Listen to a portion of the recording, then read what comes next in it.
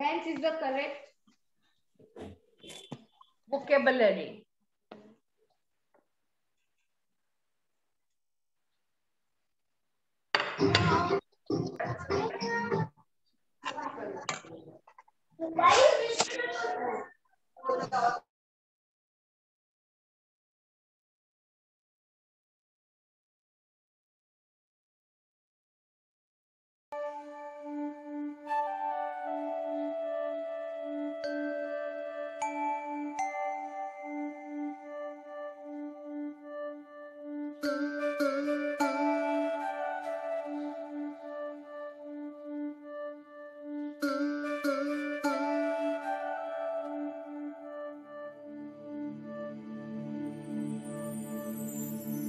मैं ज्ञानानंद स्वभावी हूँ, मैं ज्ञानानंद स्वभावी हूँ। मैं हूँ अपने में स्वयं पूर्ण, पर कि मुझ में कुछ गंध नहीं।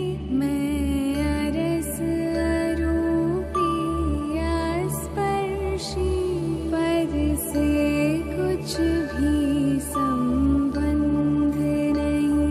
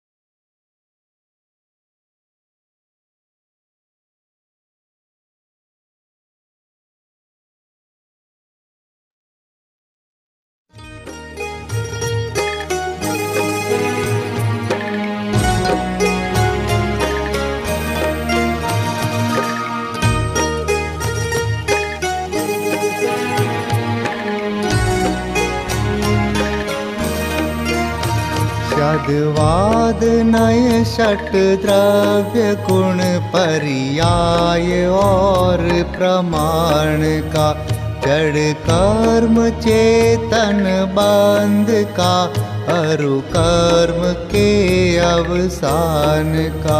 कहे कर स्वरूप यथार्थ जग का, जो किया उपकार है, उसके लिए जिन वाणी माँ को वंदना शत बार है। उसके लिए जिन वाणी माँ को वंदना शत बार है, वंदना शत बार है, वंदना शत बार है।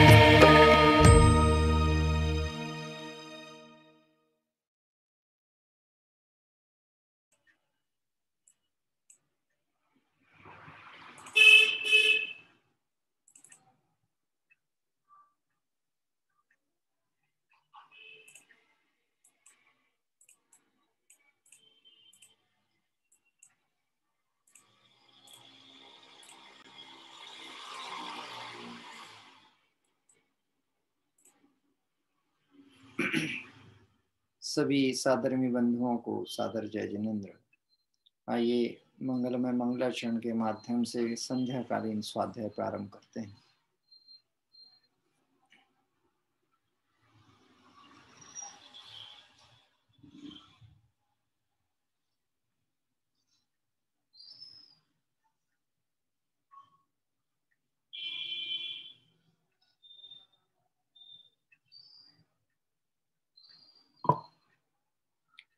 नमो अरिहंताणं नमो सिद्धाणं नमो आयर्याणं नमो वच्छायाणं नमो लोये सवसाहूणं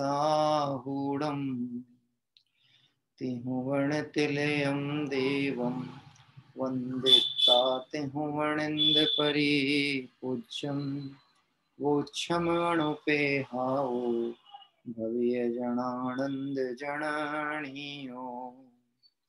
त्रिभुवन तिलक सत इंद्र वंदित देव श्री अरहंत को, कर नमन कहूँ अनुप्रेक्षाएं भव्य को सुख कर अहो, भव्य को सुख कर अहो।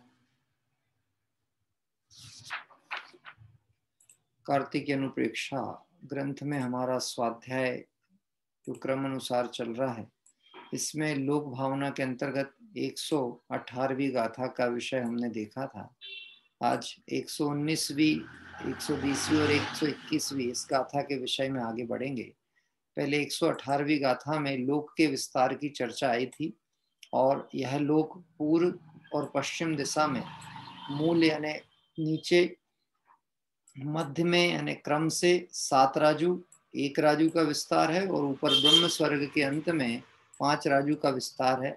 लोक के अंत में फिर 1 राजू का विस्तार है। मतलब जो इसका भूमि तल हम नीचे का भाग कहेंगे वह 7 राजू का, फिर उसके बाद ऊपरी भाग भी 7 राजू का, फिर मध्य में आकर 1 राजू का, फिर ऊपर जाएगा फिर 5 राजू का, फिर 1 राजू का। इस तरह से यह विस्तार पूर्व पश्चिम दिशा के अनुसार यहाँ पर लोक भावना के अंतर्गत इस गाथा में बताया गया था। ये अभी इसकी एक रचना की चर्चा आई थी कि दृढ़ मृदंग की तरह लोक का आकार होता है। यह सारी चर्चाएं इसलिए यहाँ पर की गई क्योंकि विश्व की परिकल्पना सर्वमत संप्रदाय और धर्म अपने अपने अनुसार करते हैं, परंतु जैसा विश्व अनादि अनंत स्वनिर्मित है, किसी का बनाया हुआ नहीं है, ऐसा स्वनिर्मित अनादि अनंत विश्व का वास्तविक स्वरूप क्या है वह इस लोक भावनाओं में विभिन्न गाथाओं के माध्यम से बताया जा रहा है। आइए हम सब 119 और 120 ये 2 संयुक्त गाथा है, इस गाथा का पाठ करते हुए और इसके विषय में आगे बढ़ते हैं। अब दक्षिण उत्तर के विस्तार व ऊंचाई और उसके भेद कहेंगे। अभी पहले पूर्व पश्चिम का हुआ था, अब दक्षिण और उत्तर के विस्तार, ऊंचाई तथा उसका भेद यहाँ पर बताया जा रहा है। दक्षिण उत्तर दो पुण सत्य विरज्जु हवेदि सवत्थ ऊर्ध्वं चौदह रज्जु सत्य विरज्जु घणो लो। सात राजू कहा दक्षिण और उत्तर में अहो उत्तंग 14 राजू है कुल 7 घन राजू कहो 7 घन राजू कहो। अब दक्षिण उत्तर का विस्तार के अनुसार इस श्लोक के स्वरूप की चर्चा प्रारंभ होती है। अन्वयार्थ दक्षिण उत्तर दो पुण सवत्थम सत्तवी राजू हवेदी। जैसे पूर्व और पश्चिम में दिशाओं में 7 राजू का विस्तार था, वैसा ही समानांतर विस्तार दक्षिण और उत्तर दिशा की ऊंचाई जो है वह 7 राजू का विस्तार है।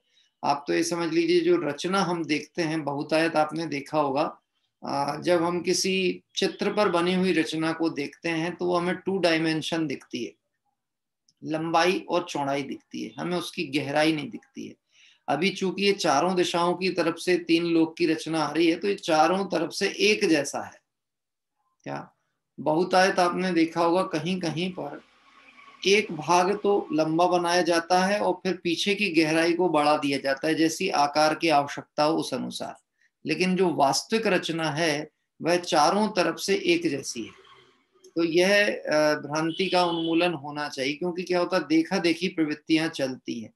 बहुत से लोगों के हिसाब से सिर्फ जो एक चित्र इस तरह से एक धरातल पर या दीवार पर या पृष्ठ पर अंकित है, हम उसको एक ऐसा मानते हैं कि एक ऐसा फ्लोर पैटर्न का है, जबकि ऐसा नहीं है। ये पूरा घन आकार में है।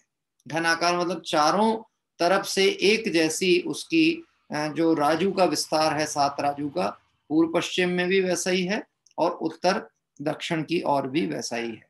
तो इस गाथा के माध्यम से जो पूर्व पश्चिम का विस्तार बताया था उसी क्रम को जोड़ा गया है।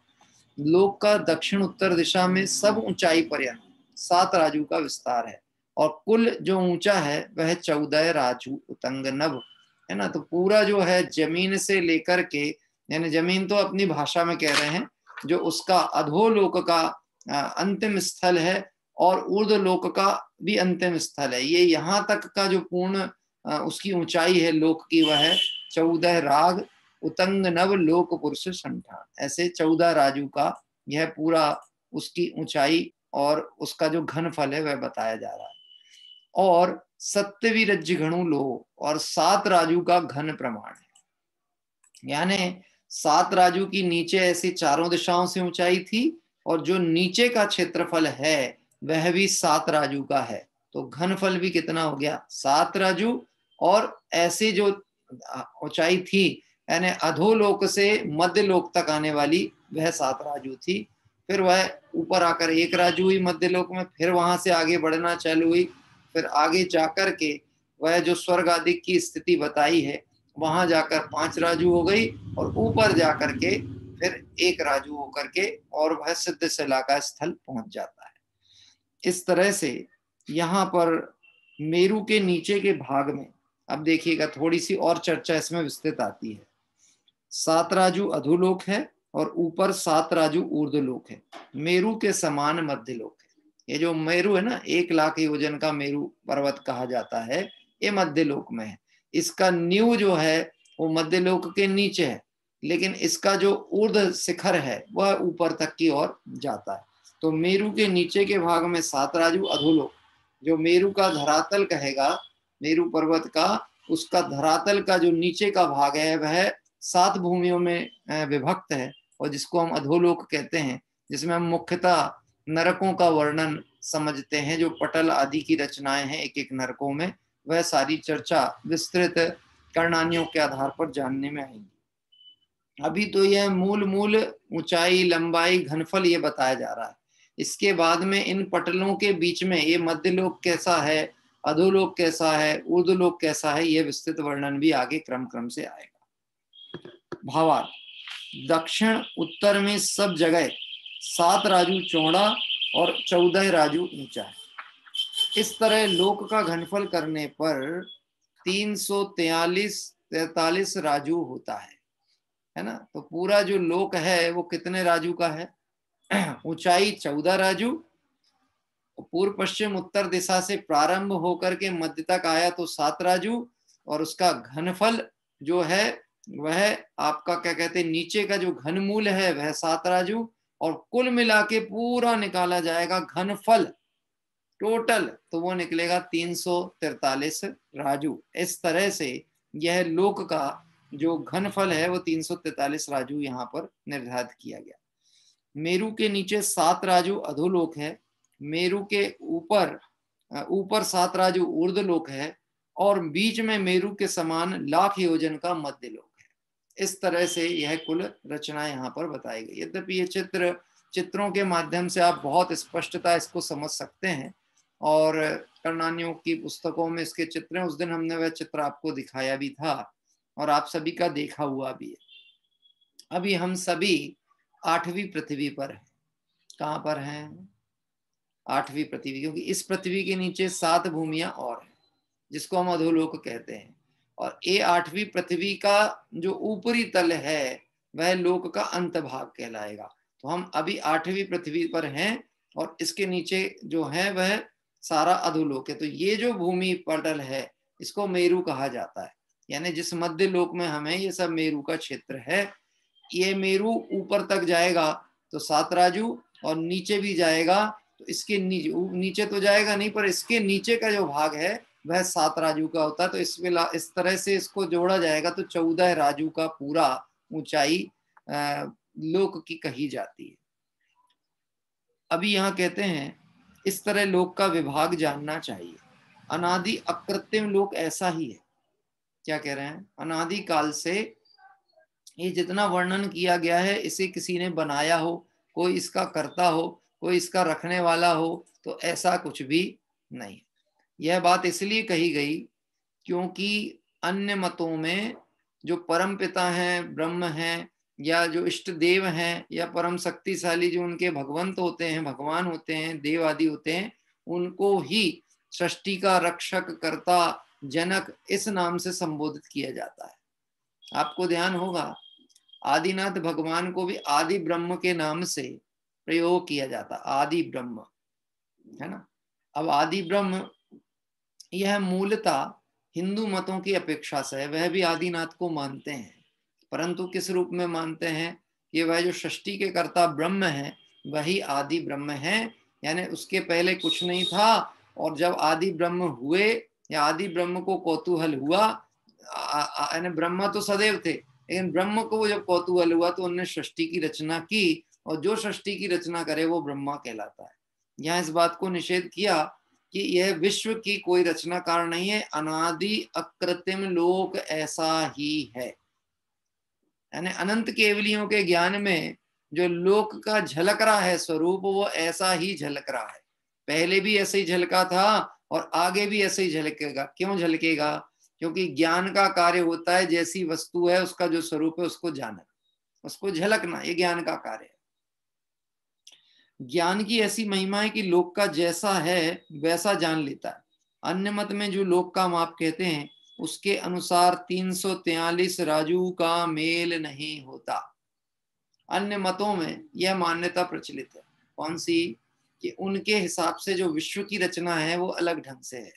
जैसे मैंने आपको एक सामान्य दृष्टिकोण में बात कही थी, वह सृष्टि को एक गोल गेंद की तरह विश्व के बहुतायत लोग मानते हैं, और उनके मानने के आधार जो हैं या तो उनके जो साहित्य है, या उनके जो शिक्षा है, या जो उनकी धर्म पद्धति से उपदेश आदि प्राप्त होता है वह है, और नहीं तो वर्तमान वैज्ञानिक का विज्ञान जो है उस विज्ञान को आधार मान के ये बात मानी जाती है, धरती ऐसी है, पृथ्वी ऐसी है, इसका रूप ऐसा है। अब यहाँ पे कहते हैं अन्य मत में लोक का जो माप कहते हैं उसके अनुसार 343 राजू का मेल नहीं होता। यह जो 343 राजू है यह जैन दर्शन में जो लोक की संरचना बताई गई है, ऊंचाई, लंबाई, चौड़ाई, घनफल और एक घनमूल, इन सब को जोड़कर 343 घन राजू का यह लोक कहा जाता है। एक राजू में असंख्यात योजन होते हैं। अब देखो जो ये राजू शब्द आ रहा है कि 14 राजू है, तो एक राजू में कितने योजन हुए? असंख्यात योजन, है ना। और ये योजन यानी समझ लीजिए हमारा जो सामान्य गणित की भाषा हम कहें, हम किलोमीटर या कहना चाहिए पहले के समय में किलोमीटर और एक और यूनिट चलती थी इसमें, यानी 1 किलोमीटर मतलब 1000 मीटर, इस तरह से जो हम गिनते थे, मील मील चलता था, है ना। अब आजकल किलोमीटर बात कही जाती, पहले मील कहा जाता था। 1 मील, 2 मील, 10 मील। वो मील जो होता था वो थोड़ा सा अधिक है, किलोमीटर उससे थोड़ा कम है। अब ये मेजरमेंट के पैमाने बदले हैं। यहाँ पर जो योजन की बात की गई है, यह योजन उस किलोमीटर और मील से बड़ा है। क्या कह रहे हैं? और बहुत बृहद विस्तृत उसका परिमाण कहा जाता है। तो एक राजू में असंख्यात योजन होते हैं। नीचे अधोलोक 7 राजू है, ऊपर भी 7 राजू है, और इसके मध्य में 1 लाख योजन का मध्यलोक है। इस तरह से 1800 योजन का ही मध्यलोक नहीं, किंतु 1 लाख योजन का मध्यलोक है। अन्य मतों में या अन्य जगह चर्चाओं में जो परिमाण बताया गया है मध्यलोक की सीमा का, वो मात्र 1800 योजन है। जबकि मेरु की जो परिधि है वो कितनी है? ये मेरु की जो परिधि है, जो क्षेत्र है, वह 1 लाख योजन का है। इसलिए यह जो मध्यलोक है वह भी कितना कहलाएगा? 1 लाख योजन की मध्यलोक जो है वो कहलाएगा। इस तरह से यहाँ पर 119 और 120 गाथा का के आधार पर जो लोक की व्यवस्था बताई गई थी, दक्षिण से उत्तर तक और अधोलोक से लेकर ऊर्ध्वलोक तक, इस तरह ये चर्चा सामान्य ज्ञान की अपेक्षा से पूर्ण होती है। अब गाथा 121 का पाठ करते हुए इस विषय पर थोड़ा विचार करेंगे। देखिए, हाँ, अभी अपन ने जब पढ़ा ना इसमें, तो 119 भी पढ़ा है और 120 भी पढ़ा है, दोनों मिश्र रूप से आई हैं गाथाएं। अब हम पढ़ रहे हैं लोक शब्द का अर्थ क्या होता है, लोक कहते किसको हैं। इस बात को 121 गाथा के आधार पर आचार्य देव बता रहे हैं। दस्सन्ति जथ अत्था जीवा दिया सभण देलो तस् सिंहरम्मी सिद्धा अंत विहीणा विरायन्ते। जीवादि द्रव्य जहां दिखे वह लोक है यह जिन कहें, उसके शिखर पर है अनंत विराजते प्रभु सिद्ध हैं, विराजते प्रभु सिद्ध हैं। अन्वयार्थ, जत्थम जहां जीवादया जीवादिक अत्था यानी पदार्थ दस्सन्ति देखे जाते हैं। जीवादिक पदार्थ यानी कितने हो गए जीवादिक में? जीव आदिक में और क्या क्या ले लिया? क्षयों को। जीव के अतिरिक्त 5 अन्य, जीव, पुद्गल, धर्म, अधर्म, आकाश और काल। परिभाषा चल रही है लोक का स्वरूप क्या है।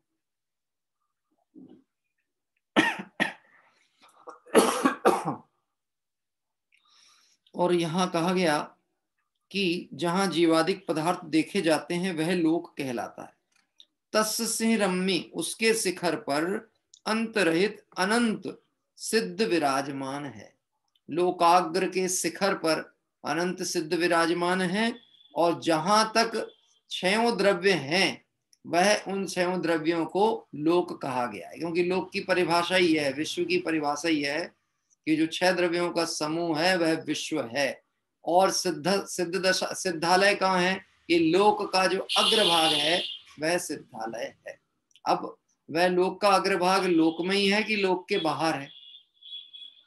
एक प्रश्न आएगा, है ना। लोक का अग्रभाग है तो लोक में है कि लोक के बाहर है? तब थोड़ा सा इसमें हमें लॉजिक लगाना पड़ेगा। क्या कि विश्व में लोकाकाश किसको कहा गया और अलोकाकाश किसको कहा? तो लोकाकाश उसे कहा गया है जहां 6 द्रव्य पाए जाते हैं, और अलोकाकाश मतलब जो अनंत आकाश है जहां 6 द्रव्य नहीं है वह अलोकाकाश है। तो यहाँ कहा गया लोक के अग्रभाग, मतलब लोक का जो सबसे अंतिम ऊपरी भाग है वह सिद्ध शिला है। और वहां पर सिर्फ जीव द्रव्य है ऐसा नहीं है, क्षयों द्रव्य वहां पाए जाते हैं। ठीक है, तो जीव है यानी सिद्ध परमात्मा तो है, और पुद्गल कार्माण वर्गणाएं भी हैं, साथ ही साथ धर्म, अधर्म, आकाश और काल, है ना। ये छहों द्रव्य रूप व्यवस्था वहां की बताई गई। अब कहते हैं हाँ भावार्थ, लोक दर्शने व्याकरण में धातु उसके आश्रयार्थ में आकर प्रत्यय से लोक शब्द बनता है। क्या कह रहे हैं? लोक दर्शने व्याकरण में धातु उसके आश्रयार्थ, उसके आश्रय से। अब लोक की व्याकरणात्मक व्याख्या यहाँ की जा रही है कि आश्रयार्थ में अकार प्रत्यय से लोक शब्द बनता है, इसलिए जीवादिक द्रव्य देखे जाते हैं, उसको लोक कहते हैं। लोक दर्शने यह मूल शब्द है व्याकरण की धातु का, और उसमें अकार प्रत्यय लगा दिया तो यह लोक शब्द पूर्ण हो गया, और इसलिए जिसमें जीवादिक द्रव्य देखे जाएं उसे लोक कहते हैं। उसके ऊपर अंत में कर्म रहित शुद्ध जीव अपने अनंत गुण सहित अविनाशी अनंत सुखमय सदा विराजमान है। कहाँ पर? लोक के अग्रभाग में अनंत जीव राशि कब से विराजमान है? अनादिकाल से विराजमान है। कब तक रहेंगे? अनंत काल तक विराजमान रहेंगे। क्या कह रहे हैं? अनंत काल तक विराजमान है। अभी कोई कहे चलायमान क्यों नहीं होते? हाँ, वहीं पर स्थिर हैं। कई बार तो लोगों को ऐसी कल्पना भी होने लगती है कि वहीं वहीं रहते रहते एक ही स्थान में, अपन एक स्थान विशेष में रह जाएं, अस्वस्थ रहे और एक कमरे में 10 दिन रहना पड़े, क्वारंटाइन होना था तो 14 दिन का क्वारंटाइन कैसा लगता? कष्टकर। अपन सोचते थे अपने साथ ऐसा नहीं होने वाला, नहीं होना चाहिए, पर जिसके साथ हुआ उसने उस समय को व्यतीत किया, तो हम वो 14 दिन का समय हो या 10 दिन का समय हो या 1 महीने का समय हो तो कितना कष्टकर प्रतीत होता है। इस दृष्टिकोण से संसारी जीवों को ऐसा लगता है सिद्ध भगवान लोक में के अग्रभाग में अचल हो गए हैं, तो वहां पर कैसा होता होगा? कहीं जा नहीं सकते, कहीं आ नहीं सकते, कभी इच्छा अनुसार परिणमन नहीं हो सकता। आप यही समझना, जगत के जीवों को जो इच्छा का रोग लगा हुआ है यही उसके संसार परिभ्रमण का कारण, और सिद्ध भगवान की इच्छाओं का अभाव हो गया, इसलिए वह अचल दशा को प्राप्त होकर लोक के अग्रभाग में शाश्वत काल के लिए, अनंत काल के लिए विराजमान हो गए। और गजब की बात है, जब व्यक्ति को अपना सुख अपने में मिल गया, और वो भी कैसा सुख? अपरिमित सुख, अथाह सुख, निराबाध सुख, ऐसा सुख मिल गया, अब उसको सुख की तलाश के लिए सांसारिक विकल्पों की आवश्यकता है कहाँ? और दूसरी बात, संसार में विकल्पों से सुख होता कहाँ है? आप लगा के देख लो अपने घर परिवार में। हाँ, कोई भी व्यक्ति चाहता है कि परिवार का सदस्य प्रतिकूल परिणमित करे, जानते चाहते हैं? कोई भी आपका बच्चा आपकी इच्छा ना माने, कोई माता पिता होगा ऐसा तो कोई नहीं चाहेगा। सब चाहेंगे ये कि हमारे बच्चे हमारे आज्ञाकारी, हमारी इच्छा अनुसार प्रवर्तन करें। लेकिन विश्व की व्यवस्था बड़ी स्वतंत्र है, कोई किसी की इच्छा अनुसार परिणमित नहीं होता। ये तो हमारी एक आदत है कि संसार अवस्था में हम बड़प्पन दिखाते हुए या समझदारी का प्रदर्शन करते हुए एडजस्टमेंट करते हैं, क्योंकि हम कहते हैं यदि हम एडजस्टमेंट नहीं करेंगे तो घर नहीं चलने वाला।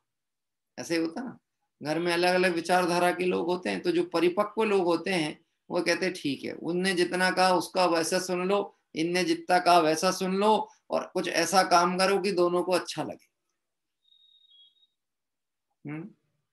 ऐसी व्यवस्थाएं चलती हैं गृहस्थ दशा में, सांसारिक जीवों के बीच में।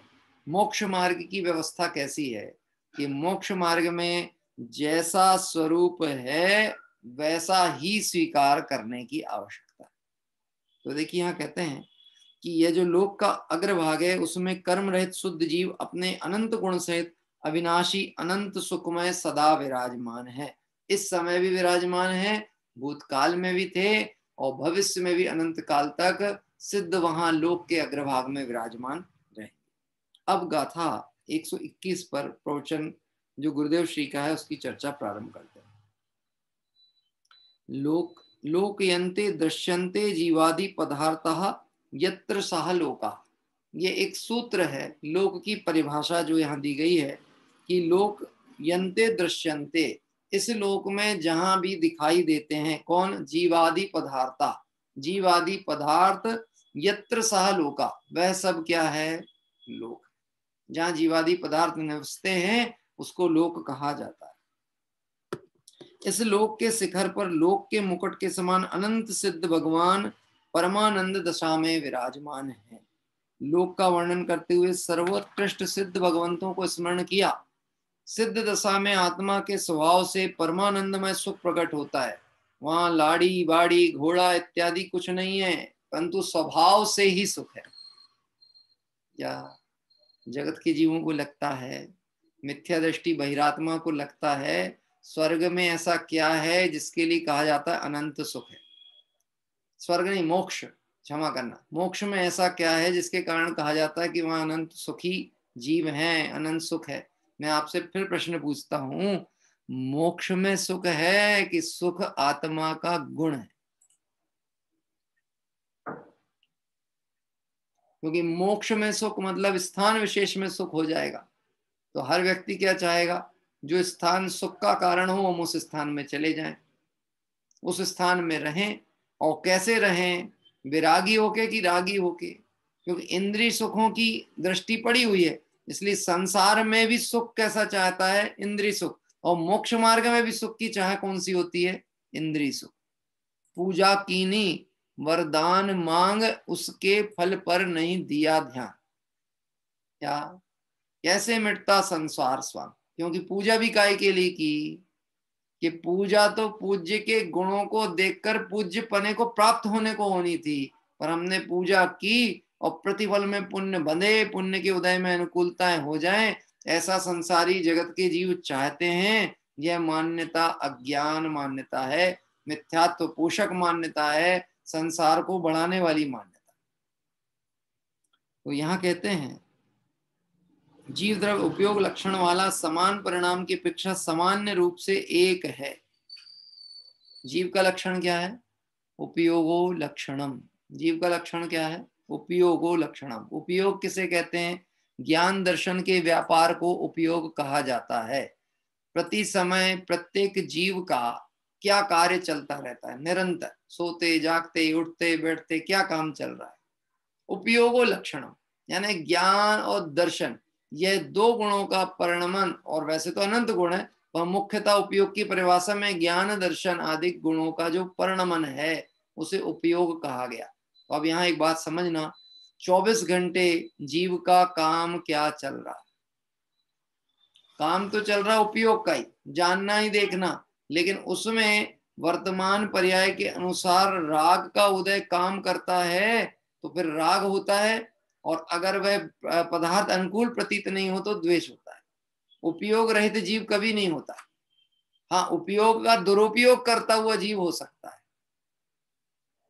यानी ज्ञान दर्शन से बिना जीव कभी नहीं होगा।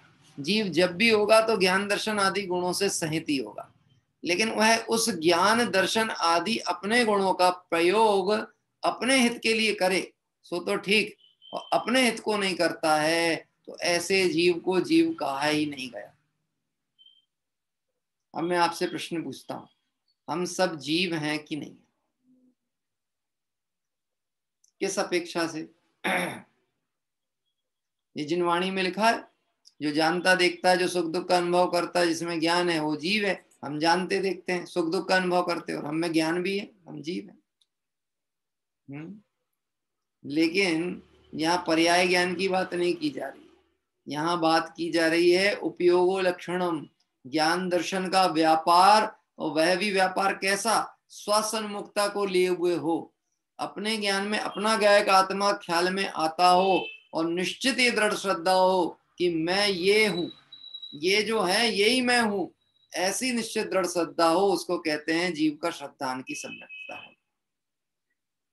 देखिए, समस्त जीवों में उपयोग लक्षण एक समान है। चैतन्य अनुविधायी परिणाम वह उपयोग है। अनुविधायी मतलब जिसके बिना द्रव्य की सत्ता की कल्पना ना हो। जैसे मैं आपसे एक बात कहता हूं, शक्कर का अनुविधायी परिणाम क्या है? शक्कर का अनुविधायी, उसका मुख्य परिचय गुण क्या है? शक्कर का मीठापन। तो ये क्या हो गया? अनुविधायी गुण। किसका? उस शक्कर नामक द्रव्य का, उस पदार्थ का अनुविधायीकरण गुण हो गया क्या कहते हैं? मीठापन। ऐसे यहां लगाना, समस्त जीवों में उपयोग लक्षण एक समान है, चैतन्य अनुविधायी परिणाम वह उपयोग है। चैतन्य का जो अनुविधायी परिणाम उसको उपयोग कहा। जितने भी जीव हैं वह ज्ञान दर्शन चैतन्य गुण वाले ही होते हैं। निगोदिया भी कैसा होगा? ये निगोदिया भी ज्ञान दर्शन चैतन्य, और हम और आप कि वो भी ज्ञान दर्शन, तिर्यंज गति के जी कि वो भी ज्ञान दर्शन उपयोग लक्षण वाला, और सिद्ध भगवान कि वो भी। फिर अंतर क्या है कि उपयोगो लक्षणम की तरफ से देखें, ज्ञान दर्शन की तरफ से देखें तो कोई अंतर नहीं है। हाँ, लेकिन ज्ञान और श्रद्धान की पर्यायों को देखेंगे तो विकार रूप पर्याय, निर्विकार रूप पर्याय, फिर गुणस्थान अनुसार होने वाले परिणाम, ऐसे परिणाम और विकल्पों के भेद में फंसते जाएंगे तो संसार बहुत विस्तृत और वृद्धि को प्राप्त होता चला जाता है। अर्थात चैतन्य का अनुसरण करने वाला होने पर वही परिणाम उपयोग है ना। उस उपयोग की अपेक्षा में सभी जीव समान हैं। ये जितनी चर्चा की गई इसमें एक उपयोग नाम का प्रयोग किया गया। उपयोग किसे कहते हैं? पहले आपसे प्रश्न पूछता हूं, उपयोग किसे कहते हैं? इसकी दो परिभाषाएं आई हैं। चैतन्य के साथ संबंध रखने वाले जीव के अनुविधायी परिणाम को उपयोग का, और जीव का लक्षण क्या है? उपयोगो लक्षणम। तो जो चैतन्य के साथ जीव का अनुविधायी परिणाम, ज्ञान दर्शन आदि, वह है उपयोग। और सरल भाषा में बात की गई, ज्ञान दर्शन के व्यापार को उपयोग कहते हैं। अब आपको ये लगाना है कि 6 द्रव्यों में ज्ञान दर्शन का व्यापार किन किन द्रव्यों में होता है, ज्ञान दर्शन का कार्य किस किस द्रव्य में होता है, बता सकते हैं आप? 6 में से ज्ञान दर्शन का कार्य कितने में होता है? सिर्फ और सिर्फ एक में। सिर्फ और सिर्फ एक मतलब अपने जीव के अलावा और कोई भी उपयोग लक्षण वाला नहीं। तो एक बात ये समझना चाहिए, जब मैं अकेला एक उपयोग लक्षण वाला जीव हूं और अन्य द्रव्यों में वह लक्षण नहीं है, तो जीव मतलब जानने देखने वाला, तो अन्य द्रव्य मेरे ज्ञान में आएंगे कि नहीं आएंगे? निश्चित आने वाले। क्या कह रहे हैं? क्योंकि जैसा दर्पण वैसा मेरा ज्ञान, आवरण हटा और ज्ञान प्रगटा, और ज्ञान प्रगटा तो जैसा वस्तु स्वरूप है वैसा झलकेगा। और जब तक आवरण सहित है जीव, जब तक कषाय का वेग है, ज्ञानावरणादि कर्म का तीव्र उदय चल रहा है, ऐसे जीवों को तत्व के निमित्त बने, धर्म के कारण बने, तब भी उनकी परिणति रंच मात्र भी भीगती। इस तरह से यह सामान्य उपयोग अपेक्षा से बात है। नियम सार में त्रिकाल शुद्ध ऐसे स्वरूप प्रत्यक्ष उपयोग अपेक्षा से सभी जीवों को समान कहा गया। सब जीव सिद्ध के समान त्रैकालिक शुद्ध हैं। अब सब जीवों में से कौन कौन शुद्ध हैं? ये जैन कुल वाले शुद्ध हैं कि नहीं है? यहाँ पे कुल वंश परंपरा की चर्चा नहीं चल रही। यहाँ कह रहे हैं जितने भी जीव उपयोग लक्षण वाले हैं वह सब शुद्ध है। हम और आप कौन से लक्षण वाले हो? उपयोग लक्षणम। उपयोग लक्षण, उपयोग किसको कहते हैं? ज्ञान दर्शन का व्यापार। इस समय बैठ के आप क्या कर रहे हो? ज्ञान दर्शन। मैं आपसे पूछता हूं, माताएं बहनें रोटी बनाते समय रोटी बनाती हैं, रोटी मय हो जाती हैं, रोटी की तरह बिल जाती हैं, ऐसा कुछ होता है कि सिर्फ वह होने वाली क्रिया की ज्ञाता है? ऐसा हर जगह लगाना। मैं दुकान चलाता हूं कि मैं दुकान का ज्ञाता हूं? कुम्हार घड़ा बनाता है कि बनते हुए घड़े का ज्ञाता है? बात ख्याल में? ये बात पर एक्सेप्ट करने में बड़ी कठिनाई लगती है।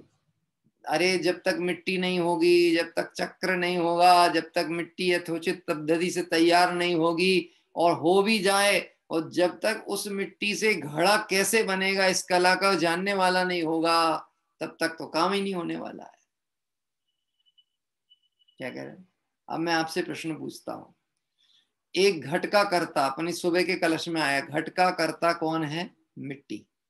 घट का कर्ता है कौन? मिट्टी। अभी एक घट का कर्ता मिट्टी को कहा गया है, कुंभकार घट का कर्ता नहीं है। और सारी दुनिया क्या कहती है, घड़ा कौन बनाता है, कुम्हार। हम तो जहाँ रहते हैं ना, हमारे यहाँ से लगे हुए 4 घर के बाद में कुमारी मोहल्ला है। कुमारी मतलब जहाँ पर ये सब मूर्ति कला करने वाले लोग, या मटका है, घड़ा है, दिया है, दीपक है, जो मिट्टी के बर्तन आदि हैं, कलाकृतियां, यही बनाने का काम होता है।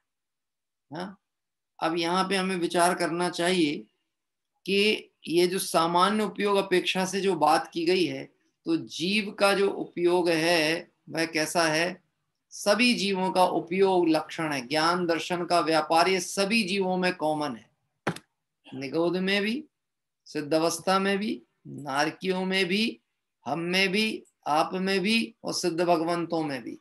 अब एक प्रश्न आएगा, जिस समय कोई व्यक्ति कोमा में पड़ा हुआ है और उसका बाहर में इस तरह का व्यवहार देखने को नहीं आ रहा, कौन सा वाला, ज्ञान दर्शन संबंधी व्यवहार देखने में नहीं आ रहा, मतलब अभिव्यक्ति नहीं है, प्रस्तुति नहीं है, चर्चा नहीं है, वार्ता नहीं है। जगत जन को तो वही दिखेगा, धर्म तो तभी करते दिखेंगे जब दिखें।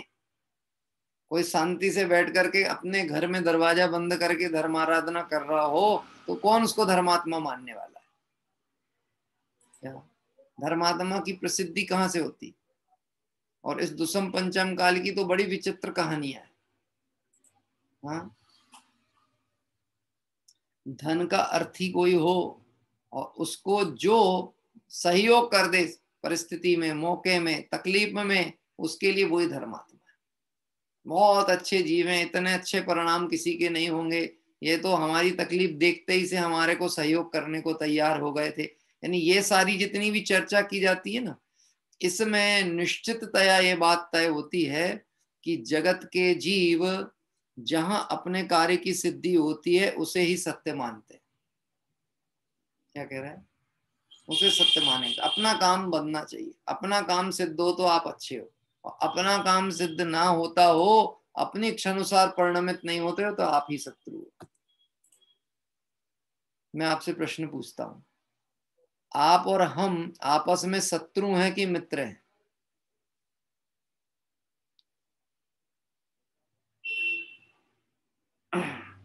अब हम उत्तर देंगे कि सब स्वाध्याय से जुड़े हुए लोग हैं तो मित्र ही कहलाएंगे, शत्रु क्यों कहलाएंगे? यही उत्तर आएगा ना। स्वाध्याय से जुड़े हैं, एक रुचि से जुड़े हैं, एक सोच से जुड़े हैं, तो हम सब कौन हो गए? मित्र। तो शत्रु कौन है? कि जो मित्र पक्ष है वो शत्रु है। भाषा की क्या प्रयोग की जाती है, हमारा कोई शत्रु है ही नहीं, हमारा कोई शत्रु भी नहीं है और हमारा कोई मित्र नहीं है। महत्वपूर्ण बात तो यह है, क्योंकि जहां मित्रता होती है वहीं शत्रुता होती है।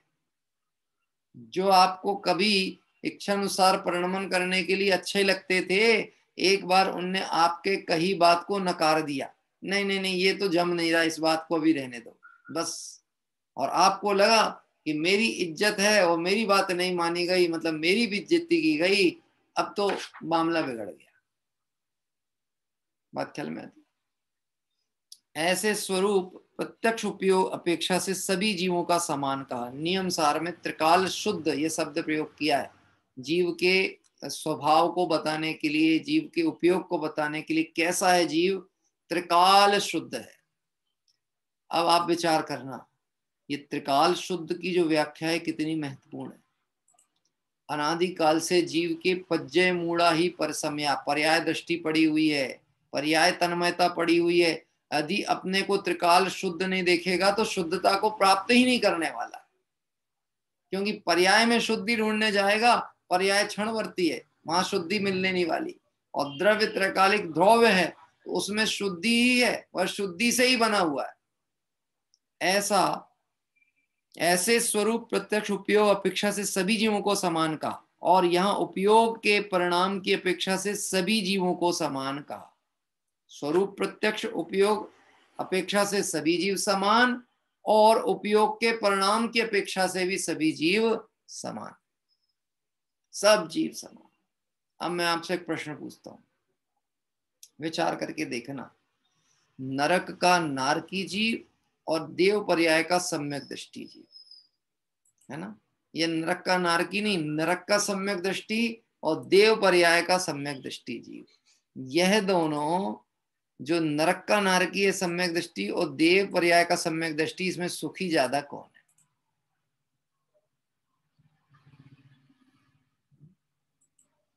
सुखी कौन? स्वरूप की तरफ से उत्तर देना, श्रद्धान की दृढ़ता की तरफ से उत्तर देना, ज्यादा सुखी कौन है? नरक का नारकी की स्वर्ग का देव जो है वो? देखा जाए उपयोग लक्षणम, दोनों का ही ज्ञान दर्शन का कार्य है। यदि वह सिर्फ जानने देखने का कार्य करते हैं तो सुखी हैं, और जहां भी कर्तृत्व बुद्धि है सो दुखी है। क्या अब कोई कहना चाहिए निचली दशा वाले देव पर्याय में पहुंच भी जाए और परिणामों की संभाल न करे, व्यंतर आदि हो गए, भवनात्रिक में चले गए, तो फिर वहां उस अनुसार परिणाम करते वो अपना समय व्यतीत करते। और जिनका एक दृष्टिकोण रहता है कि जीव मतलब उपयोग लक्षण वाले को ही जीव कहा जाता है। अब मैं आपसे कहता हूं, यदि इस परिभाषा से तय करें तो हमारा कौन शत्रु है और कौन मित्र है? बात थोड़ी सी कठिन हो रही हो तो घबराना नहीं। कौन शत्रु है कौन मित्र है? अभी इसको मैं इस ढंग से पूछता हूं आपसे, स्वाध्याय प्रेमी परिवार में कौन किसका शत्रु है और कौन किसका मित्र है?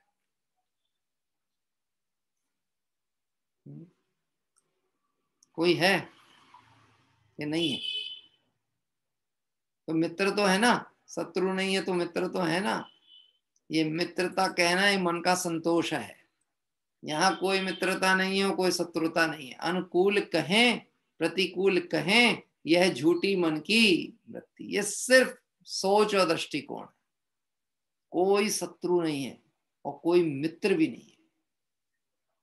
जब व्यक्ति से आपका स्वार्थ सदता है तब तक वो आपको अच्छा लगता है, और जहां आपका स्वार्थ सिद्ध नहीं हुआ तो वो ही आपका शत्रु है।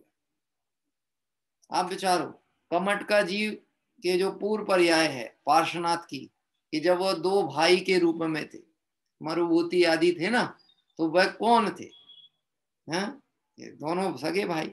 और बाद में भव भवांतर तक वह पार्श्वनाथ का जीव कषाय करता रहा, और ये समता पूर्वक उसको सहते रहे। तो यह जो दोनों घटनाएं हमको देखने को मिल रही हैं, एक शत्रुता वाली एक मित्रता वाली, यह दोनों अलग अलग में थी कि एक ही में थी? वह मरुभूति का जीव और कमट का जीव, ये दोनों एक ही थे कि अलग थे? एक उपसर्ग करने वाला जीव और एक बाद में प्राश्चित अंगी करने वाला जीव, वह दो थे कि एक ही थे? मैं आपको एक बात कहना चाहता हूं, इस दृष्टिकोण से आप समझना। गजकुमार मुनिराज के ऊपर अग्नि जलाने वाले ससुर अच्छे थे कि बुरे थे?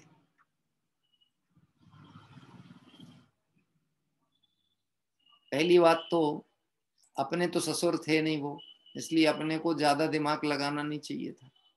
लेकिन अपन उसको ससुर ना बोल के ससुरा बोलेंगे। क्यों बोलेंगे? अरे दिगंबर मुनिराज पे उपसर्ग करता है। देखो तो जो मुनिराज समता धारते हैं, सब जीवों के कल्याण के निमित्त हैं, मोक्ष मार्ग को बता रहे, उन्हीं के ऊपर उपसर्ग करने चले। ऐसे ससुर होते हैं क्या? अभी देखना, हमारे दृष्टिकोण राग द्वेष से भरा हुआ है, तो हम विश्व की स्वतंत्र व्यवस्था होने पर भी उसमें राग द्वेष को मिला लेते हैं। अरे उस जीव का ऐसा ही परिणमन होना था। इधर गजकुमार आदि मुनिराज के जो उपसर्ग का काल आया था, तो उनके कर्म का उदय वैसा ही आने वाला था, ये इनका निमित्त बनने वाला था। गजब की बात है, मुनिराज उसे जीव के अतिरिक्त कुछ नहीं देख रहे। और कैसा जीव? उपयोग लक्षण वाला जीव। उपयोग वाला है और उपयोग का सदप्रयोग करेगा तो यह लक्ष्य को पा जाएगा, और उपयोग का दुरुपयोग करेगा तो संसार में परिभ्रमण करेगा। ऐसे स्वरूप प्रत्यक्ष उपयोग अपेक्षा से सभी जीवों को समान का, यहाँ उपयोग के परिणाम की अपेक्षा से सभी जीवों को समान का, उपयोग में होने वाली हीनाधिकता को मुख्य न करते हुए उपयोग अपेक्षा से सभी जीव समान है। ज्ञान दर्शन के भेद को मुख्य गौण न किया जाए तो सब जीव समान है। जैसे मैं आपको एक उदाहरण दूं, एक तो होती है दावानल की अग्नि, जो बहुत तीक्ष्णता और बहुत गर्मी के साथ जल रही है, बहुत उष्णता के साथ, और एक है दीपक की लौ। अब मैं आपसे पूछता हूं गर्म कौन है? ज्यादा गर्म और कम गर्म नहीं कह रहा हूं, सिर्फ गर्मी उष्णता लक्षण किसका है? तो अभी आप ये कहने ही नहीं वाले हो कि दिए की लौ ज्यादा गर्म है कि दावानल की अग्नि ज्यादा गर्म है। हम ये कहेंगे अग्नि गर्म होती है। क्या शब्द प्रयोग हुआ? अग्नि गर्म होती है। ऐसे ही जीव को उपयोग लक्षण की तरफ से देखें तो जीवों में कोई भेद ही नहीं। हाँ, लेकिन जब हम उनके परिणामों की तरफ से देखते हो तो जीवों में बहुत भेद है। ये गुणस्थान मतलब क्या? ये परिणामों की चंचलता, तारतम्यता, उस अनुसार देखें तो जीवों में बहुत भेद। हाँ, अब मैं आपसे पूछता हूं, दिगंबर मुनिराज, मोक्ष मार्ग की बात उनके माध्यम से उद्घाटित होती है, तो कौन से गुणस्थान वाले जीवों के लिए होती है? किसी गुणस्थान वाले जीव के लिए होती है कि जीव मात्र के लिए होती है? ये तो सब चक्कर अपने चलाए हुए हैं। वीतरागियों के मार्ग में ये सब झंझटें हैं ही नहीं। देखो, मैं आपको इसको एक पद्धति से बताने की कोशिश करता हूं। कैसे? गुरुदेव श्री जब भी अपनी चर्चा करते थे स्वाध्याय में, हमने प्रत्यक्ष नहीं देखा, लेकिन हमने अपने अनुभव या उनके जो वीडियो हैं या अन्य अनुभवी लोगों से सुना है, तो गुरुदेव श्री जब भी चर्चा करते थे, वार्ता करते थे, तो सब जीवों को जीव देखते थे। क्या कर रहे हैं? बद्धा भगवान छे अने बद्धा भगवान थाव, यही कहते थे ना। ये बद्धा जीव, ये जितने जीव हैं सारे जीव कौन है? भगवान है, और इनके भगवत दशा होवे, ये भावना है। किस किस को कहते थे? शत्रु को कि मित्र को? अपनों को कि पराये को? मालूम है आपको? एक बात बताऊं, गुरुदेव ने आज तक एक भी प्रवचन नहीं किया। अरे कैसी बात करते हो? 9000 तो सीडी अवेलेबल है हमारे पास, 9000 प्रवचन के, इतना बड़ा कलेक्शन है, और आप कहते हो उन्होंने कभी भी एक भी प्रवचन नहीं किया, किसी को देख के प्रवचन नहीं किया। क्या कह रहे हैं? और यदि दृष्टि पड़ी है तो एक जीव पे पड़ी है, एक आत्मा पे पड़ी है। अपने को भी आत्मरूप देखा और सबको आत्मरूप देखा, इसलिए जीवन भर एक आत्मा की चर्चा के अलावा कोई दूसरी चर्चा उनके मुख से निकली। आप देखना, कोई सी भी पंक्ति उठा के पढ़ना गुरुदेव श्री की, ये प्रवचन सुनना, प्रवचनों की टीकाएं पढ़ना, उनके अनुवाद पढ़ना, जहां पे भी अध्यात्म की चर्चा आएगी वहां पे कोई पक्ष और भेद की चर्चा है। ये सब सारा पक्ष जो है ना, ये कषायों का खेल है। तो देखिए यहाँ कहते हैं, उपयोग में होने वाली हीनादिकता को मुख्य न करते हुए उपयोग अपेक्षा से सभी जीव समान है। एक और दृष्टांत से कहें, सभी जीव उपयोग से समान है। एक अग्नि ऐसी है जो प्रत्यक्ष आंखों से दिख रही है, और उस अग्नि को देखकर हम सावधान हो जाते हैं कि अग्नि में हाथ नहीं डालना, नहीं तो जल जाएंगे। और एक अग्नि ऐसी है जो राख के नीचे दबी हुई है, और थोड़ी मात्रा में, बहुत नहीं है, यानी जैसे अंगार जल रहे हैं वैसे नहीं, पर राख के नीचे दबा हुआ है। मैं आपसे प्रश्न करता हूं, जैसे जलता हुआ अंगार की तीक्ष्णता आपके हाथ को जलाने वाली है, ऐसे राखड़ के अंदर दबा हुआ वह छोटा कोयला भी जो अभी ज्वलनशील है, वह आपके हाथ को जलाएगा कि नहीं जलाएगा? जलाएगा कि नहीं? हाँ, वो भेद नहीं कर रहा। भेद कौन करता है? अपन। अग्नि का काम है जलाना, जीव का काम है जानना। तो ये जानने देखने का काम छोड़ करके सारी दुनिया का करने को तैयार है। इसलिए बात समझना, हम दुकान चलाते हैं कि दुकान को जानते हैं? हाँ जी। माताएं बहनें भोजन बनाती हैं कि भोजन को जानती हैं? भरत भाई, हैं? आप दुकान चलाते हो कि दुकान को जानते हो? आप जो नोट आते हैं दुकान में, उन नोटों को देखते हो, रखते हो, उससे अपने को बड़े मानते हो कि सिर्फ जानते हो? मालूम क्या दृष्टांत दिया है? ये जो बैंक का कैशियर होता है ना, खजांची, इसका दृष्टांत दिया जाता है समदृष्टि जीवों के लिए। सम्यक दृष्टि की परिणति कैसी? जैसे बैंक का मैनेजर, बैंक का कैशियर। अब कैशियर का काम क्या है, बता सकते? कैशियर क्या काम करता है दिन भर? करोड़ों रुपए आएंगे और जाएंगे। अब मैं आपसे पूछता हूं, किसी दिन डिपॉजिट बहुत आए, पैसा ही आए, 500, 2000, लाखों, करोड़ों रुपए आ जाए, तो कैशियर कितना खुश होता होगा? आज तो पता नहीं किसका मुंह देखा है, आज तो बहुत जबरदस्त कैश आ रहा है मेरे काउंटर में। हाँ? और किसी दिन ऐसा हो कि बहुत लोग विड्रॉल करने को आ गए, वो निकलता चला जाए, देते ही जाए, सबको गिनते ही जाए नोट। उसके मन में ऐसा विचार आता है, सब बांट दूंगा तो मैं गरीब हो जाऊंगा।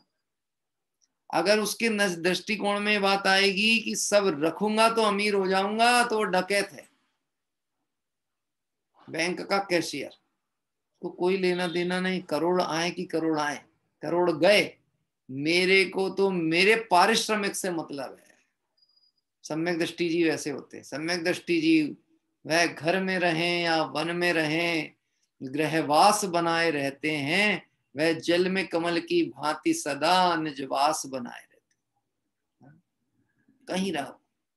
अगर जीव को उपयोग लक्षण वाला देखोगे तो किसी से कषाय नहीं होने वाला, ना किसी से राग होगा, ना किसी से द्वेष होगा। लेकिन हम जब जीव को इन भेद प्रभेदों से देखने की प्रयास करते हैं तो कषाय भी होती है। कैसे? इनका ज्ञान बहुत अच्छा है, इनका ज्ञान तो अच्छा है, लेकिन इनका परिणाम अच्छा नहीं। मतलब अपन अपने दिमाग से लगाएंगे, ज्ञान अच्छा है तो ये बड़ा आदमी, जिसका क्षयोपशम अच्छा है सो बड़ा, और जिसका क्षयोपशम कमजोर है, अरे ये तो पापी है। बोलो धर्मात्मा की परिभाषा क्या है? बहुत धर्म करने वाला धर्मात्मा है कि धर्म नहीं करने वाला पापात्मा है? कि धर्म आत्मा का स्वभाव है। धर्मात्मा वह जो स्वभाव को जाने सो धर्मात्मा, क्रियाएं करे सो धर्मात्मा नहीं। बहुत विचारणी बात है ये। बात थोड़ी कठिन जरूर प्रतीत हो रही होगी, लेकिन विचारणी बात है, आप समझना। हम जिस शुभ भाव की चर्चा करके और ये बात कहते थे, यह शुभ भाव संसार का हेतु है, बंध का कारण है, ऐसा कहना तो आ गया, और पाप को पाप कहना तो आ गया, लेकिन शुभ भाव का रस छूटने को तैयार नहीं है। आप बिल्कुल लगा के देखना, आपको सहज समझ में आएगा ये फार्मूला। कैसे? अभी मैं घोषित कर दूं कि कल सुबह शांति विधान है, और एक बात जो रोज पता रहती कि कल सुबह तीर्थ क्षेत्र वंदना है। अच्छा, फिर उसके बाद ये कह दी जाए कल हम वही क्षेत्र में जाने वाले हैं जिस क्षेत्र को हम 3 बार दर्शन करके आ चुके हैं। अब मैं आपसे पूछता हूं, जैसे ये बात सुनने को आपको मिली, अच्छा वो शिखर जी वो तो हमने 3 बार देख लिया, अरे अब इसमें कोई नया क्या है? अब भले उस समय में सोता रहे तो चलेगा, लेकिन उठ करके उस तत्व के मार्ग में आराधना के काम में लगने का प्रयास नहीं करेगा, सोता रहेगा चलेगा। मैं इसमें कई चीजें सोचता हूं। आधुनिक तकनीक ने आदमी को प्रमादी और पथ भ्रष्ट कर दिया। मालूम हमारे क्यों प्रमाद बढ़ गया? पहले तो तीर्थंकर भगवंतों के समोशरण होते थे, और वहीं जीव को जा करके अति विनय पूर्वक बैठता था तो दिव्य धनी मिलती थी, और जो मिली तो एक ही बार में ग्रहण करना है। रिकॉर्डर लेके नहीं जाते थे लोग समोशरण में कि अपन रिकॉर्ड कर लेंगे, मोबाइल लेके बैठे हैं तो रिकॉर्ड कर लेंगे, फिर बाद में और सुनेंगे, खूब सुनेंगे, खूब सुनेंगे। गजब की बात है, बहुत सुनने का नाम, बहुत पढ़ने का नाम सम्यक ज्ञान नहीं है।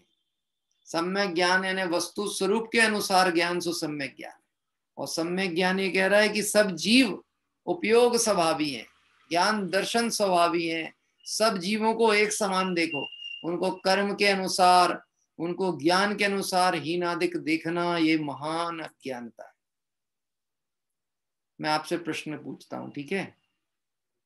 कि अभी अपने स्वाध्याय ग्रुप में है, इसमें अच्छे अभ्यासी लोग भी बैठे हैं और कम अभ्यासी लोग भी बैठे हैं। पहले मोक्ष कौन जाएगा?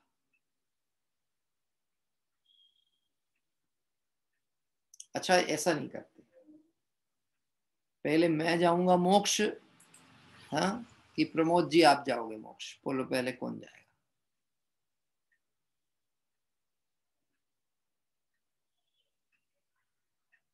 कठिन प्रश्न है, पहले मोक्ष कौन जाएगा? मालूम क्या होता है? नहीं, हमको ऐसा लगता है आप हमसे थोड़ा ज्यादा करते होगे इसलिए आप ही पहले जाओगे, हम कम करते हैं इसलिए हम बाद में जाएंगे। जो नहीं करते हैं वो कभी नहीं जाएंगे, जो बहुत ज्यादा करते हैं वो बहुत जल्दी चले जाएंगे, जो ज्यादा उपवास करेगा वो जल्दी मर के मोक्ष जाएगा। ऐसी ऐसी मान्यता भी है, हाँ? शरीर को सुखा डाले, जीर्ण शीर्ण कर डाले, लेकिन धर्म का स्वरूप समझ में ही नहीं आए। धर्म के नाम पर वह शुभ भाव का रस ऐसे पड़ गया, यदि कल शांति विधान कह दें तो संख्या अभी डबल हो जाए।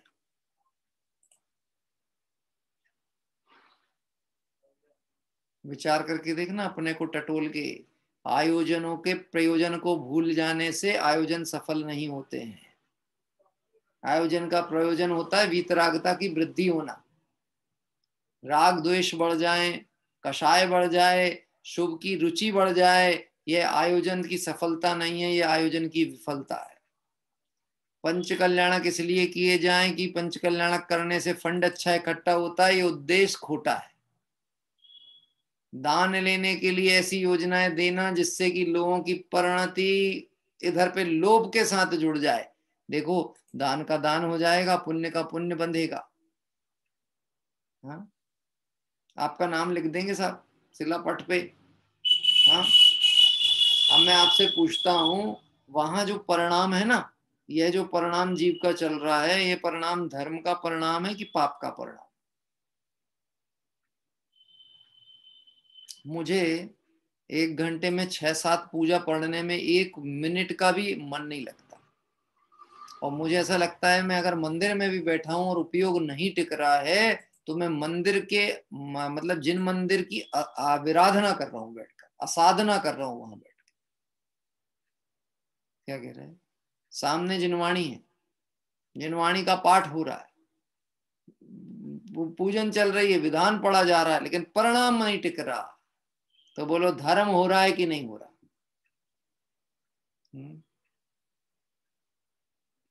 आत्म को हित है सुख सो सुख, आकुलता बिन कहिए, आकुलता शिव माही न ताते, शिव मगला क्यों चाहिए। पक्ष पकड़ के हम बैठ जाएं कि धर्म तो मंदिर में होता है, धर्म तो इधर होता है, धर्म तो ये पढ़ने में होता है, धर्म तो दान करने में होता है, इसका मतलब हम धर्म का स्वरूप जानते ही नहीं। वस्तु के स्वभाव का नाम धर्म है। क्या कह रहे हैं? सब जीव धर्मी हैं क्योंकि उनका स्वभाव है ज्ञान दर्शन। सब जीव, निगोदिया भी धर्मी है और सिद्ध भगवान भी धर्मी है, क्योंकि दोनों का स्वभाव कौन सा है? ज्ञान दर्शन। यह उपयोग और उपयोगो लक्षणम, जीव का लक्षण ज्ञान दर्शन। आप बहुत गंभीरता से इस बात को जितना विचार करेंगे, ये बात ऐसी लग रही होगी साहब ये तो करणान योग जैसा विषय खुल गया बीच में। अच्छी चर्चा चलती थी प्रेरणात्मक चरणान योग की, द्रव्यान योग की, ये एकदम से करणान योग आ गया, इसमें क्या कसरत कर रहे अपन दिमाग की बैठ के?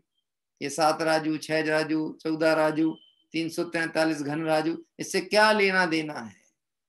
देखो यहाँ क्या बता रहे हैं, इस लोक की व्यवस्था का सम्यक श्रद्धान होना चाहिए, क्योंकि ये सम्यक श्रद्धान केवल ज्ञानी से हमको जोड़ देता है।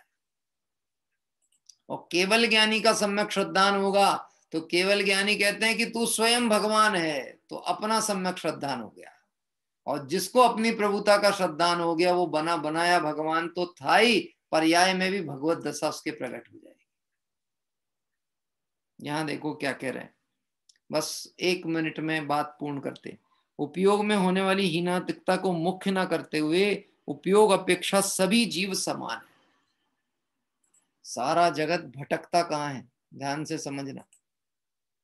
मैं आपसे पूछता हूं, हम जब से अध्यात्म की रुचि लगी देवशास्त्र गुरु की भक्ति, पूजा, स्वाध्याय, चिंतन, मनन में लगे। अभी अगर मान लो हम पिछले 10 साल से या 20 साल से या 40 साल से इस मार्ग में जुड़े हुए हैं, तो हम आगे बढ़ रहे हैं कि अटके पड़े हैं कि पीछे गिर रहे हैं, ये कभी सोचा बैठ करके?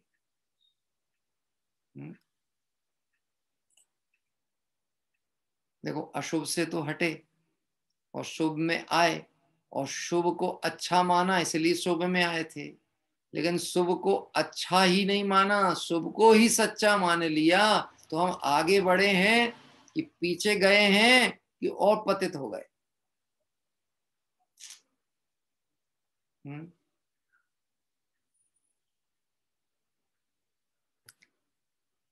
अगर संतुष्टि हो रही है ना पुण्य के बंध में और शुभ में, इसका मतलब समझना अनंत संसार ज्यों का त्यों, फिर भी अरे भव चक्र का फेरा ना एक कभी, एक फेरा कम होने वाला नहीं।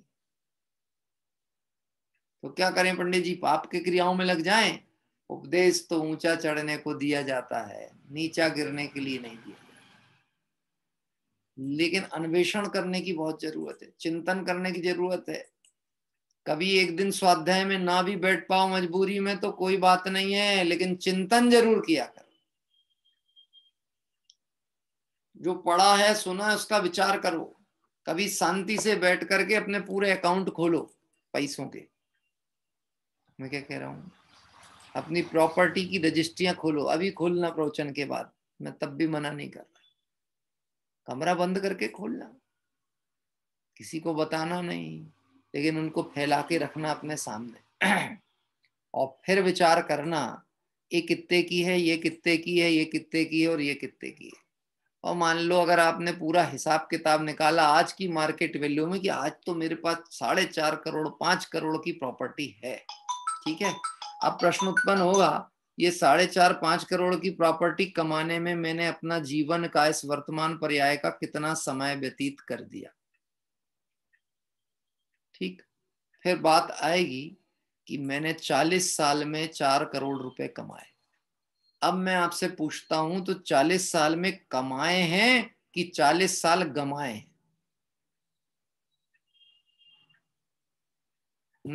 और वो कमाने का परिणाम घट नहीं रहा, बढ़ता चला जा रहा है, तो आगे का समय भी कमाने में जाएगा कि गमाने में जाएगा? और अगर हम कहें भोगने की बात कहें, तो भोगने में तो जितना उदय में उससे ज्यादा तो आता ही नहीं है। तो ये जो धरा है, इस धरा पर, इस धरा का सब धरा रह जाएगा। क्या करें, इस धरा पर, इस धरा का सब धरा रह जाएगा। और मुट्ठी बांधे आया था और हाथ पसारे जाएगा। अब मैं आपसे पूछता हूं, ये लाभ हुआ है कि हानि हुई है? हम धन कमाने अपने घरों से दूर चले गए, धर्म से दूर चले गए, इतना कमाने की वासना हो गई कि हमारे को 2 घंटे शांति से बैठकर तत्व चिंतन करने का भाव नहीं आता है। तो ये हमारा उत्थान है कि पतन है? शुभ भाव में आनंद आने लगा, तो साहब और विधान करो, और पूजाएं करो, और पंचकल्याण करो, और मंदिर बनाओ। ये इसी में आनंद मान करके बैठ गए, व्रत उपवास तप क्रियाएं करने लगे। अरे इतना ही नहीं, प्रतिदिन 2-2 4-4 घंटे जिनवाणी सुनते भी हैं, पढ़ते भी हैं, सब करने लगे, तो भी उन्नति हुई है कि पतन हुआ है? इसका चिंतन मनन किसको करना पड़ेगा? इसका विचार विवेक पूर्वक शांत हो कर कीजिए, तो सर्व आत्मिक ज्ञान के सिद्धांत का रस पीजिए। शांति से चिंतन करना पड़ेगा। समय कब पता चला जाता है पता ही नहीं चलता। 10 महीनों में कितने ही नए लोगों का साथ बना और कितनों का छूट भी गया। संसार की विचित्रता देखो आप। हाँ, साथ बना भी है, साथ छूट भी गया, और हम चल भी रहे हैं। कभी राग की धारा में जाते हैं, कभी वैराग की चर्चा करते हैं, मार्ग बहुत अच्छा है यह बात भी कहते हैं, फिर विषय कषाय के परिणाम आते हैं तो उसमें तन्मय हो जाते हैं। लेकिन ये सब भाव जो चल रहे हैं, इन भावों का विचार करने की आवश्यकता है। नहीं तो यदि विचार नहीं की ना तो हीनादिकता देखेंगे तो जीव को उपयोग लक्षण वाला नहीं देखने से कषाय परिणामों में फंसे रहेंगे। देखिए, ऐसे उनमें प्रत्येक जीव में अपने अपने प्रदेश भिन्न है। हीनादिक की मुख्यता ना करें तो उपयोग अपेक्षा सभी जीव समान है। प्रदेश भिन्नता हो सकती है, अवगाहना कम ज्यादा हो सकती है, ज्ञान कम ज्यादा हो सकता है, लेकिन ज्ञान दर्शन का जो गुण है वह सब जीवों में सामान्य रूप से एक जैसा है। ऐसे जीव अनंत हैं। उनमें जो एक इंद्रिय है वह तो संपूर्ण लोक में सर्वत्र है, और दो इंद्रिय इत्यादि त्रस जीव त्रस नाड़ी में। अब ये चर्चा कल करेंगे अपन। सर्वत्र है एक इंद्रिय जीव, और कौन से एक इंद्रिय जीव? उपयोगो लक्षणम, जो लक्षण सिद्ध का है वही एक इंद्रिय का है, वही निगोदिया का है। तो बोलो, वह सूक्ष्म अवगाहना वाले जीव जो सर्वत्र हैं, उनके प्रति करुणा का भाव आना चाहिए कि नहीं? अभक्ष का त्याग होना चाहिए कि नहीं? क्योंकि अगर हम जीव को उपयोग लक्षण वाला देखेंगे तो जैसे भगवान वैसा ही जीव, कोई अंतर नहीं। तो जैसे हम भगवान के प्रति विराधना नहीं करते, भगवान का अनादर नहीं करना चाहते, उनके मार्ग विपरीत प्रवर्तन नहीं करना चाहते, ऐसे जीव को सूक्ष्म जानकर मरता है तो मरे, हम क्या करें, कितनों को बचाएंगे, ऐसा सोचकर प्रमाद रूप प्रवर्तन करने वाले जीव को अपना स्वभाव कभी दिखता ही नहीं। बात ख्याल में? लोक भावना जनरल नॉलेज नहीं है, ये डीप नॉलेज है। क्या कह रहे हैं? जनरल नॉलेज नहीं है, ऐसा नहीं समझना जीके डेवलप किया जा रहा है, कैसा विश्व है, कितना वर्णन है, नरक कैसे है, ये कैसा है, वो कैसा है। आप हर जगह से अपने मूल मार्ग को निकालने का प्रयास करना। जिनवाणी का स्वाध्याय क्षेपसम वृद्धि के लिए नहीं होता है, विशुद्धि की वृद्धि के लिए होता है। कषाय घट रही है कि नहीं? जिनवाणी पढ़ के कषाय घट रही है कि नहीं? विषयों का रस कमजोर पड़ रहा है कि नहीं? समय सार की स्तुति तो रोज पढ़े, तो रोचताम जगतनी रुचियाल शेषो, तो रीजताम सकल ज्ञायक देव रीझे। बात तो रोज करे और रस रंच मात्र भी कम ना हो, ऐसा तो नहीं चलता। आज थोड़ा सा चर्चा में समय अधिक हो गया, थोड़ा नहीं, अच्छा खासा समय अधिक हुआ, 10 मिनट अतिरिक्त हुआ है। हाँ, लेकिन आप घड़ी मत देखना, आज हम भक्ति के क्रम को विराम दे रहे हैं और भाव प्रतिक्रमण के साथ जिनवाणी स्तुति पाठ करेंगे, क्योंकि समय अधिक हो गया, थोड़ी चर्चा अधिक हो गई। कल इस विषय को पुनः विचार करेंगे। कल प्रातःकालीन मंगल तीर्थ वंदना में अब हम क्रम बढ़ाना चालू कर रहे हैं। कल 248वीं तीर्थ वंदना से चालू कर रहे हैं। 248, 249 और 250वीं तीर्थ वंदना रविवार के दिन अपन पूर्ण करेंगे। ऐसे क्रमिक 3 दिनों में 3 वंदनाएं करते हुए, जो 250 वाला हम वंदना का क्रम था उसको हमने रोक के रखा था, लेकिन हम उसको अब बढ़ा रहे हैं। उसका कारण है कि जिस कारण वशात हम उसे लंबा कर रहे थे, वह कार्यों में कुछ व्यवधान है, और वह कार्य के कारण से हम तीर्थ वंदना को विराम नहीं देना चाहते। तो जिस तिथि में भी, क्योंकि अपना कोई सा भी कार्य प्लान्ड नहीं है, जो जो देखी वीतरागने सो सो होसी वीरा रे, विकल्प आते हैं तो थोड़ा उठा पटक कर लेते हैं, और फिर उसके बाद शांत चित्त हो, निर्विकल्प हो, आत्मन निज में तृप्त रहो, व्यग्र ना हो, क्षुब्ध ना हो, चिदानंद रस सहज पियो। कल 248वीं तीर्थ वंदना के साथ एक नए क्षेत्र के दर्शन करते हुए प्रातः काल 8 बजे अपन पूजन में पुनः जुड़ेंगे। आइए भाव प्रतिक्रमण प्रारंभ करते हैं। हे अरिहंत प्रभो, मुझसे मन वचन काय द्वारा, कृत कारित अनुमोदना द्वारा, समरंभ समारंभ आरंभ द्वारा, क्रोध मान माया लोभ द्वारा, प्रमाद इत्यादि विभावों द्वारा, इस भव में या पूर्व भव में सच्चे देव शास्त्र गुरु की अभिनय हुई हो, व्रतों में अतिक्रम व्यतिक्रम अतिचार अनाचार दोष लगाया हो, एक इंद्रिय से लेकर पंचेंद्रिय तक किसी भी जीव की हिंसा हुई हो, विराधना हुई हो, दिन या रात में लगाए सर्व दोषों का पश्चाताप व्यक्त करता हूँ, क्षमा मांगता हूँ। वह मेरे सभी दोष मिथ्या हों, मैं मुझ में रहूं। इस प्रकार मैं इन सभी दोषों का प्रायश्चित करता हूँ। ओम नमः सिद्धेभ्य। और आइए जिनवाणी स्तुति का पाठ करते हुए स्वाध्याय सभा को विराम देंगे। हाँ जी, किसी को जिनवाणी स्तुति लेने हैं तो थोड़ा सा संकेत करें। हाँ, एक हमारे भंवर देवी जी जो कि हमारे वनमाला जी से आपकी माँ हैं, उनको मैं आमंत्रित करता हूँ उदयपुर से। अनम्यूट करिएगा।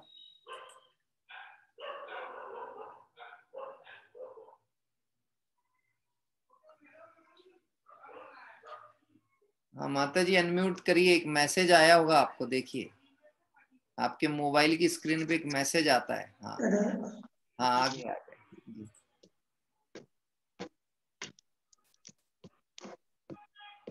हाँ, प्रारंभ करिए जिनवाणी स्तुति। आवाज आ रही? आ रही है, बिल्कुल आ रही है। सबको जय जिनेन्द्र। जय जिनेन्द्र। तो तुम्हारे हृदय आवे जिनवाणी, तुम्हारे हृदय आवे जिनवाणी, शिवपुर की राय बतावे जिनवाणी, शिवपुर की राय बतावे जिनवाणी। कतरा तो फर गणधर हुआ, कतरा तो फर गणधर हुआ, कतरा हुआ मुनिराज जिनवाणी, कतरा हुआ जिन मुनिराज जिनवाणी। 84 मर थर गणधर हुआ, 84 थर गणधर हुआ, 10,000 हुआ मुनिराज जिनवाणी, 10,000 हुआ मुनिराज जिनवाणी। तुम्हारे हृदय आवे जिनवाणी, शिवपुर की राय बतावे जिनवाणी। 3 छत्र तेरे सिर पर सोए, 3 छत्र तेरे सिर पर सोए, 64 चमर डुरावे जिनवाणी, 64 चमर डुरावे जिनवाणी। तुम्हारे हृदय गावे जिनवाणी, शिवपुर की राय बतावे जिनवाणी। समो शरण की बारात पामे, समो शरण की बारात पामे, भाषा न्यारी न्यारी ये जिनवाणी, भाषा न्यारी न्यारी ये जिनवाणी। तुम्हारे हृदय गावे जिनवाणी, शिवपुर की राय बतावे जिनवाणी। सभी जीव अपनी अपनी भाषा में हर्षाय जिनवाणी, सभी जीव अपनी भाषा माए हर्षाय जिनवाणी। तुम्हारे हृदय आवे जिनवाणी, शिवपुर की राय बतावे जिनवाणी। हाथ जोड़ने करूं विनती, हाथ जोड़ने करूं विनती, लुर लुर लागू पाए जिनवाणी, लुर लुर लागू पाय जिनवाणी तुम्हारे हृदय आव ये जिनवाणी शिवपुर की राय बताव ये जिनवाणी ये जिनवाणी भारती तोयन पूजन रे सो पेरा शरणा लिया तो पावे सुख के जावाणी के ज्ञान से तुझे लोकालो सोवाणी मस्तक नमो सदा देत हूँ दो। बोले जिनवाणी माता की जय हो। बहुत सुंदर नवीन जिनवाणी स्तुति का पाठ आदरणीय माताजी भंवर देवी जी के द्वारा लिया गया और उनके माध्यम से एक नवीन जिनवाणी का परिचय हम सभी को हुआ। आइए इस मंगलमय जिनवाणी स्तुति पाठ के साथ में हम सभी कायोत्सर्ग करते हुए और आज की स्वाध्याय सभा को विराम देते हैं। 3 बार मुकार मंत्र का पाठ मन में करें।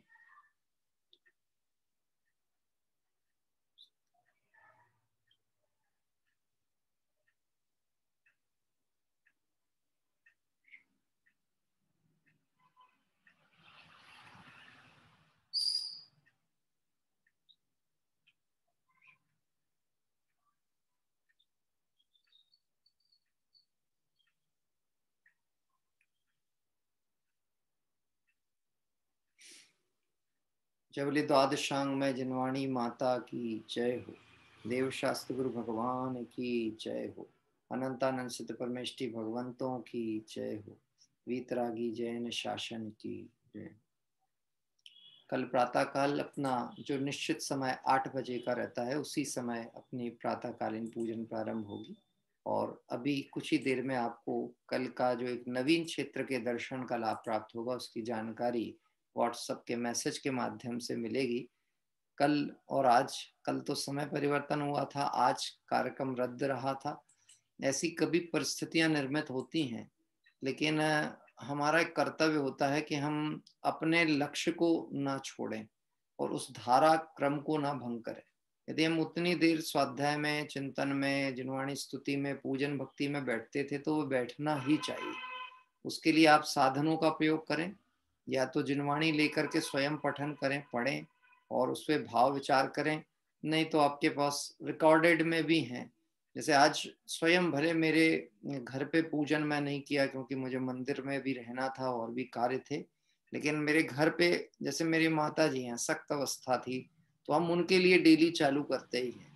मतलब ये आप समझना, भले स्वाध्याय प्रेमी ग्रुप की गतिविधि अपन सब मिल करके चला रहे हैं, लेकिन इसमें कोई व्यक्ति विशेष की मुख्यता ऐसी नहीं है कि इस कारण से चालू किया और इस कारण से चल रहा है।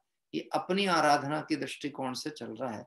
सभी जीव अपनी आराधना, मंगलमय आराधना के पथ पर बढ़े और वह आराधना सफल होकर शिव पद की प्राप्ति का कारण बने। इसी भावना से विराम। सभी को जय जिनेन्द्र।